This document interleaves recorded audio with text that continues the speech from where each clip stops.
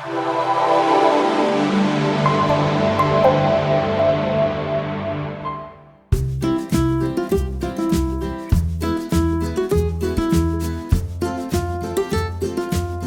this is Jim Mall with Cypress Real Estate. Today I'm going to talk about something I talked a few years ago, back in January 2013 to be exact, regarding pricing a home to be listed. So it still seems to be the status quo to price a house at the nines versus the zeros. So for example, if you're going to want to sell a house for $300,000, you think your house is worth $300,000, you may list it at $299,000 or $299,999 instead of the even $300,000.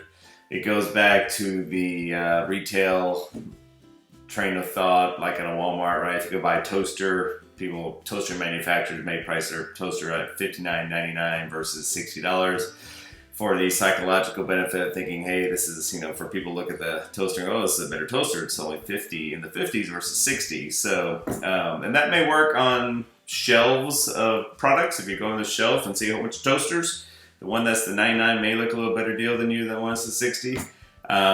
It doesn't appear to work that way for houses. And I'll go in on why I think why here in a bit, but let me just kind of show you some data. So here is the blog I did about this back in 2013. And same thing back then. I did some research, and this is from data back in 2012. Homes sold for more money in less time if they're priced at the zeros versus the nines. So still have a lot of questions about it from agents and clients and people that I talked to. So I did some more research again for data that for the past year. So from March 1st, 2016 to March 1st this year, I went and looked, and same results. Actually, maybe a bigger difference now than was back then. So for example, homes listed in the $199 to $199,999 range. This is original list price, not the final list price. This is homes that were listed at that when they first went on the market, not if they're lowered over time. But anyway, when they did finally sell, if you list at $199, the average price or median price, these are all medians, was $199 versus $200. Something to point out too, also here is the count of how many houses. So for the 200 range houses, there were 61 in the 199s and 26 in the even zeros. But here's where it looks, here's where you can see the big difference. So discount off zero, so in this case is the discount off of 200,000. So the median for a house is priced at 199 to 199,999. Basically they sold at 190. So basically you're giving a 5% discount off that house. The final sales price on median was $109,000. Versus those listed at even 200, we're giving a 3.3% discount for a median sales price of $193,375. So that's significant right there in and of itself, almost double the discount. And then to make things even worse, the days on market is almost double. So those listed in the 199s are at 22 versus 200 even are at 13. So, and lastly, the houses actually sold at 200 or more. In this case, there were 5 sold at 200 or more, listed at $200,000, which is almost 20% of the houses, versus only 1 that sold at $200,000 or more of those listed at 199. And I'm doing 200 or more versus over list or over, because if you list a house at 1999, you think your house is worth $200,000. So you're just trying to play a game to get people to look at it more, which doesn't happen. So that's why I did that. So, so on all accounts, for the $200,000 range, better to list at 200 versus 199. Do it again here. Popular price point here in Cypress is in the 250 range. Exact same scenario, same results.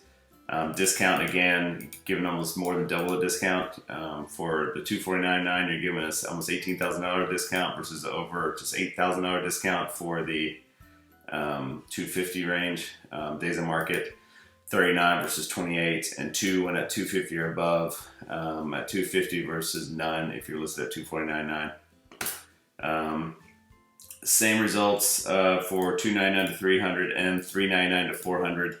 In every case, it's a much bigger discount if you list at the nines, and you get a lot more that actually sold at the 0 or more if you list at the 0. So in summary, there were almost double, these are the summarized all day, almost double the nines as the sevens. The average discount was about, it was over to $7,000 different if you listed at the 9s versus the 0. So you're basically giving away $7,000. And the days on market is literally almost, you spend almost twice as much, 38 days on the 99 versus 21 at the 0s. And then this is the biggest thing, those houses actually sold at the 0 or above, 14 versus 2. So, which works out to be almost 20% of the houses listed at the 0 sold at the 0 or above versus 1.5% sold at the 0 or above if you list at the 9s. So definitely better to list at the 0s. This doesn't go into all the other smaller increments of 0s, but definitely the big 0s. Better look at list at the 0s. A couple hypotheses or theories on why. The biggest thing is when people look at houses, the first thing they'll look at is, or first on the internet, and the first thing, one of the main things to look at is price, right? So I'm looking at a house between $200,000 and $300,000. If you're looking at a toaster, you don't say I just want a toaster between 50 and 60. Not as big of a deal. Houses pricing is always one of the most significant factors. You go online, this is her.com. Okay, let me go look at a house in Cypress. Minimum price. The prices, there are no 99s, right? This drop down is 100,000, 200,000. People look at minimums, right? If I'm looking at a house between 200 and 300, probably gonna start 200 here and then up to 300 here on the max. So if I do that and your house is listed at 199,000, I don't see your house. The name of the game when you list a house is to get as many eyeballs to see your house as possible. If you list at the 99s, you are doing yourself a disservice. Go on, Zillow's the same way. Price 75, 100, 200, 300, 400, 500. There is no 99. You can type in 19, but much easier if just go ahead and click on a button. Realtor.com, same thing. Price. They have funny increments, but here's 180, 250, 350, 450, 500. Again, it's all the 0s, not the 9s. So I think that's a big part of it. As for why they may sell for more money, one, more people see them, which means they probably going to sell quicker. Houses that sell quicker tend to sell for more money, so that's a big part of it.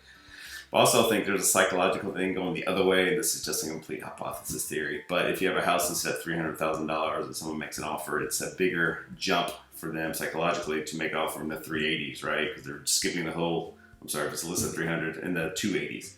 You're listed at 300, they don't want to go make an offer at 280. Oh, that sounds really low. But if you're listed at 299, they may say, let's make an offer at 385. It doesn't seem like such a big of a jump because you didn't skip the whole 9s because you already listed at the 9s. So again, that's a hypothesis. Not sure if that's the case or not, but it definitely shows here that those listed at the 9s get a bigger discount, sell for in a much longer time. So point being, if you list a house and you're tempted to list it at the 9s, I would not. The only time I list at the 9s is if I originally list a house like at $300,000 or $400,000, list it for a while, not selling, and then I want to drop it or ping people, hey, this, make sure you look at this house again. Then I may list it, lower it to, if I'm listed at 400, I may lower it to 399 just to, ping people and make it kind of look like a little different listing.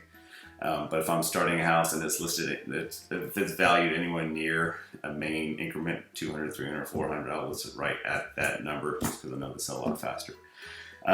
So my name again is Jim Mulholland. Not sure if I mentioned that at the beginning of the video. My company name is Cypress Real Estate. If you have any questions about listing a home or buying a home or Cypress, Texas or the Cypress area, please give me or one of our agents a call. We'd love to help you out. I think that's it. Thanks.